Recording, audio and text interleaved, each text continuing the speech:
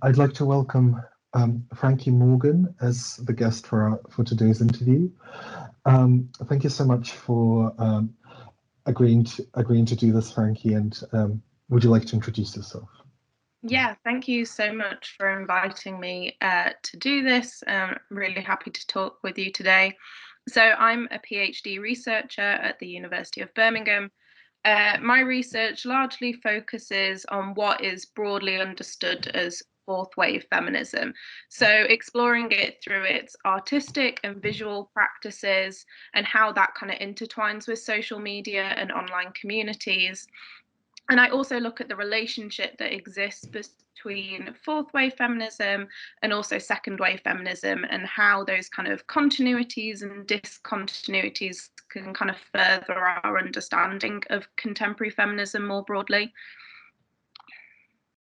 Thank you so much, Frankie, and your research sounds really interesting. And I guess perhaps the idea of kind of discontinuities between feminism might relate to the topic of between fourth and second wave feminism might relate to the topic which we will discuss today. So I would like to start by asking you very broadly, what do you understand by cancel culture, and whether you think it poses a threat to freedom of speech? Yeah, so I think there's definitely a need for kind of nuance when we talk about kind of cancel culture. And it's definitely a term that kind of gets thrown around a lot, especially recently, to the extent that it's somewhat become kind of meaningless. So it kind of has become this kind of catch-all term used to refer to everything from kind of calling out, criticism, opposition, calls for accountability, expressions of concern, all the way through to kind of shaming and online abuse. And kind of some of the questions I'm interested in are kind of, what does it mean to be cancelled when so many people who've claimed to experience it continue to have kind of power and influence? And how do we kind of measure or determine when a cancellation has occurred? I recently saw the term uncancelled used to refer to people like Kevin Spacey, men who are kind of making a comeback after accusations of sexual violence. And does this kind of suggest that they were never in fact cancelled in the first place? And yeah, the terminology surrounding uncancelled is quite interesting. I also think we need to be kind of quite wary of using the term cancel culture within kind of feminist and activist communities, especially when referring to kind of internal division, as it kind of risks reinforcing a particular narrative that positions privileged and powerful people who've done harmful or problematic things as the victim of this kind of form of like online mob. And so I guess, is there a need for kind of reframing how we talk about cancel culture or this kind of internal division within feminist communities? Joe Freeman kind of conceptualized it as trashing in 1976, which kind of shows that it's not really this new phenomenon, and it's not really the kind of product of social media like it's kind of often perceived to be. Kind of these issues relating to kind of controversial speakers on university campuses is like an issue that's gone back decades. So kind of need to look at it also within its kind of longer history. And then it's also often framed as a kind of generational issue within, especially within kind of feminist communities, this real kind of second wave versus fourth wave kind of narrative, which kind of furthers this oppositional perspective that kind of obscures intergenerational kind of collaboration. This particularly happens with kind of trans issues, intersectionality, and this rhetoric surrounding cancel culture kind of creates an impression that these were never previously a point of contention, when it's certainly not the case. And it can be used to kind of trivialize the concerns of younger feminist activists. And opposition, division, and conflict within feminism has always been a part of feminism, right from the kind of a fight for female suffrage, and it'll kind of continue to be a part of feminist activism. I think it's quite inevitable. So those are kind of my kind of the way I kind of think about cancel culture as a term, and the kind of rhetoric more broadly in relation to kind of feminist issues in particular. Thanks so much, Frankie. That's a very interesting and comprehensive answer. And I guess I might if it's okay, I'd like to pick on some of the to kind of pick out some of the things which you've said, maybe starting from this idea that it's, you know, a new thing, and you know, a new thing that it's both generationally new, but also a new thing which has been facilitated by the use of social media. So I was wondering whether you have any thoughts about how the dynamics changed or didn't change with social media, especially in terms of which voices now have the ability to kind of be heard or not be heard. Yeah, it is quite interesting kind of what social media brings into it. I think in some ways, obviously it gives everyone the kind of access to the ability to kind of put their views on a public platform. Whether those views necessarily get heard is a different matter, but it does give people the ability to kind of access that ability to share their views publicly, and even to kind of directly address certain public figures, celebrities, politicians, via kind of Twitter and everything. And I think it's quite important to think of social media as a space in which kind of speech happens, rather than as this kind of non-space. So it's kind of necessary to think about all these kind of interactions within this kind of space of social media. And it has kind of given people who are typically silenced or marginalized the ability to kind of forge a platform and kind of have these kind of activist tools at hand, like calling people out or kind of expressing criticism of people. But it's also kind of necessary to understand that the same kind of power dynamics that exist in kind of wider society are still the case on social media. So people who are kind of white, privileged, kind of experience all those kind of like layers of different privilege are more likely to be heard compared to those who are kind of more marginalized. And it kind of, I also think a lot about the issue of kind of echo chambers and how that kind of intersects with kind of the issue of cancel culture. Kind of people seem to think that kind of social media perhaps has kind of eradicated debate and kind of eradicated kind of actual kind of productive discussion. And I think that does happen within specific echo chambers, and kind of what doesn't happen is that kind of crossing over of those boundaries, the kind of debate and discussion happening across the kind of political spectrum or across communities or echo chambers, and how kind of social media kind of facilitates that kind of polarization and division in some aspects. And I think there's also a kind of tendency to think of social media as this kind of bastion of free speech, like it's a space where free speech happens, speech is kind of unrestricted and unlimited, when in reality, these are privately owned companies, and they do have the ability to restrict the content that is shared on their platforms. They put in place community guidelines and standards which kind of say that this content will be taken down. I mean, they don't always necessarily do that fairly, and they don't always necessarily do it effectively, but it is a power that they do have. And so the kind of issues surrounding kind of free speech and cancel culture really come to the fore because of the way these platforms are kind of created and how they kind of facilitate speech, but also the ways in which they can restrict it in certain ways. One thing that I want to ask you, based on what you've just said, this idea that social media companies are able to police our speech has been kind of a debate, I think, for quite a long time. And from the evidence that we get, it's usually not the people who say that they have been cancelled that actually do get cancelled by social media, with some exceptions like Trump, after he has obviously already incited an actual riot, then he got cancelled. But a lot of the time, it seems that the way social media algorithms and kind of in-person monitoring and sort of censorship works is to censoring voices that are already marginalized. And I just wanted to ask, do you think, or to what extent would you agree that that cancel culture as kind of this term has become maybe almost weaponized to keep those voices silenced and marginalized, because obviously the term cancel or cancelled comes from Black American subculture of the 70s and 80s, but because these people who use the term and used to cancel people were kind of removed from mainstream media discourse through gatekeeping, which still happens, in offline media.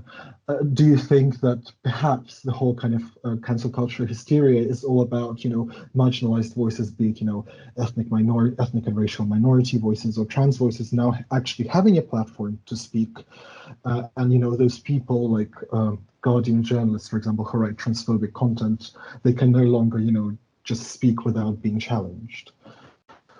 Yeah, I definitely think with the kind of as a brief point, the kind of community guidelines and standards that are put in place supposedly to make these platforms kind of safer and kind of more of a community can disproportionately impact women of color, sex workers, kind of more marginalized groups on the content that they put out there, and kind of doesn't necessarily have the same impact on those who are kind of targeting those groups or abusing those groups, which is kind of an interesting point, that kind of women, trans people, people of color are so often targeted on social media with abuse, even though those same groups are the ones quite often accused of kind of being the kind of proponents of cancel culture, like feminists and trans activists are restricting free speech, when in reality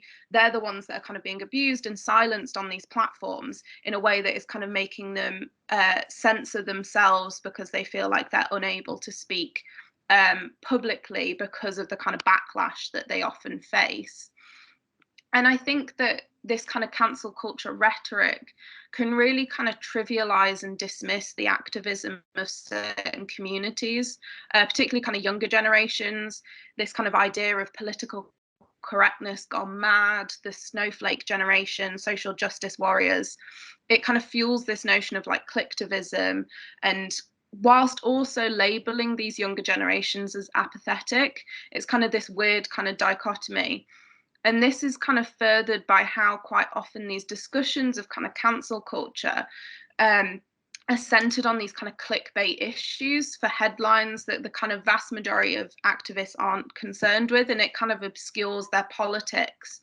And this happens so often with kind of feminist and trans activists in relation to kind of gender neutral language, this kind of idea that kind of we can't call them man-sized tissues anymore because like the feminists won't let you. And I think in reality these activists are concerned with much larger and greater issues than these, and it kind of helps to further this idea that you can be cancelled for really trivial things, when in reality feminist communities in particular are just really trying to hold people accountable who've been able to act with impunity for so long. So kind of Me Too being an example of this, where call out culture was kind of used to try and hold people accountable who have been kind of committing acts of sexual violence for decades in some cases, and being able to kind of get away with it and kind of forcing people to be silenced.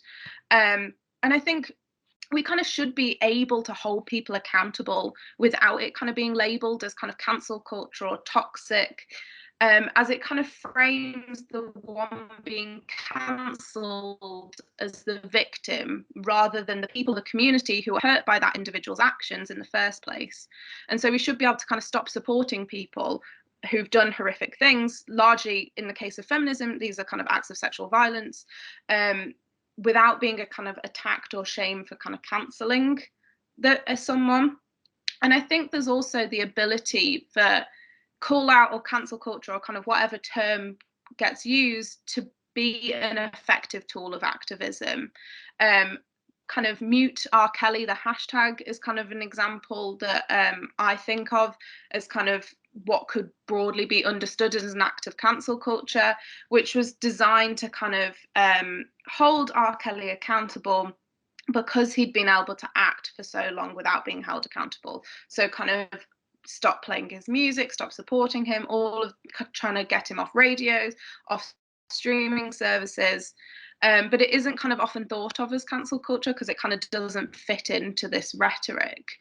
And then there's also kind of examples which kind of challenge this rhetoric of cancel culture. So cancel Kavanaugh is one, which was in response to Brett Kavanaugh, the Supreme Court justice nomination, because he was accused of sexual assault. But in reality, he was kind of nominated and confirmed to the Supreme Court, which kind of challenges this narrative that kind of white men are the victims of this cancel culture.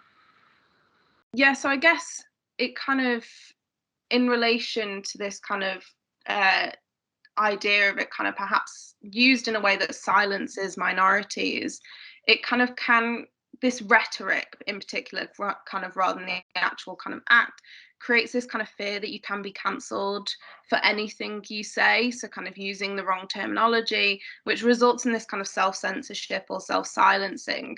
However, as I kind of previously said, education and kind of dialogue and like calling in, which is a term kind of promoted by Loretta Ross, kind of is a common occurrence within these kind of communities when people make mistakes or ask questions surrounding these kind of issues. So it kind of isn't this kind of thing of where like you say the wrong thing and you're instantly cancelled. I think feminists are trying to use these kind of tools that social media has given them to try and kind of hold people accountable who've been able to act without consequences for so long. Thank you so much. And again, your answers are really interesting. I think they will be very interesting for our readers. And I just want to kind of, as the last question, I want to pick up on the last thing you said, this idea that certain people have been able to act in a sort of a very questionable, immoral, or sort of abhorrent way for so long without any consequences. So would you say that if we think about balancing individuals' rights of freedom of speech and kind of the consequences of that speech, do you think all speech has the right to be heard, and should speech have consequences for the speaker, and what kind of consequences would you kind of envisage? Yeah, I think the issue of freedom of speech is a really interesting one, because it's kind of quite often used as a kind of justification for kind of things which can be kind of understood as hate speech in certain instances. It's kind of used as this kind of defense in some ways. And freedom of speech does not mean freedom of consequence, nor does it mean freedom from criticism. And it also doesn't mean that everyone has to listen to what everyone is saying, which kind of, there seems to be this kind of desire sometimes to have free speech without criticism or without backlash.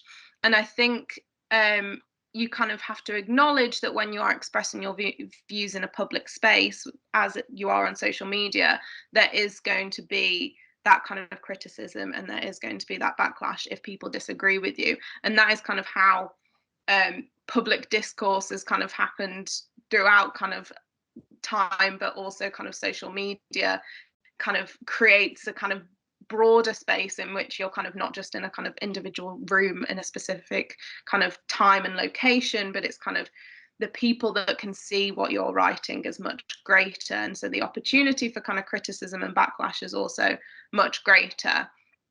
And yeah, I think it's difficult with social media, I think, because it is kind of held as this kind of space of free speech. Like I said, in reality, that's kind of not the case. And whilst it does kind of give those who are marginalized or silenced the ability to kind of share their thoughts and kind of have a platform in certain ways, it's also a space which is used to silence those who are more marginalized largely.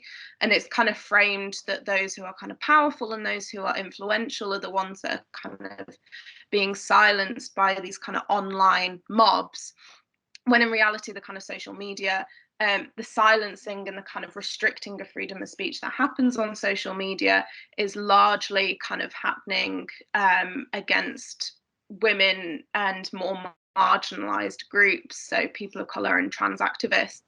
So it's kind of reframing it in a way that kind of we understand that kind of white men on the right aren't necessarily the victims of this kind of online mob, when in reality the kind of impact of kind of restrictions to freedom of speech that happen on social media are largely those who are kind of historically being silenced and historically being marginalized. And it's how we can kind of create a space in which that isn't the case, particularly kind of tackling issues surrounding online abuse, which kind of forces this kind of self-silencing and self-censorship. Thank you so much. Thank you so much for all your very insightful comments, and thank you for doing this interview. Thank you for inviting me and chatting with me.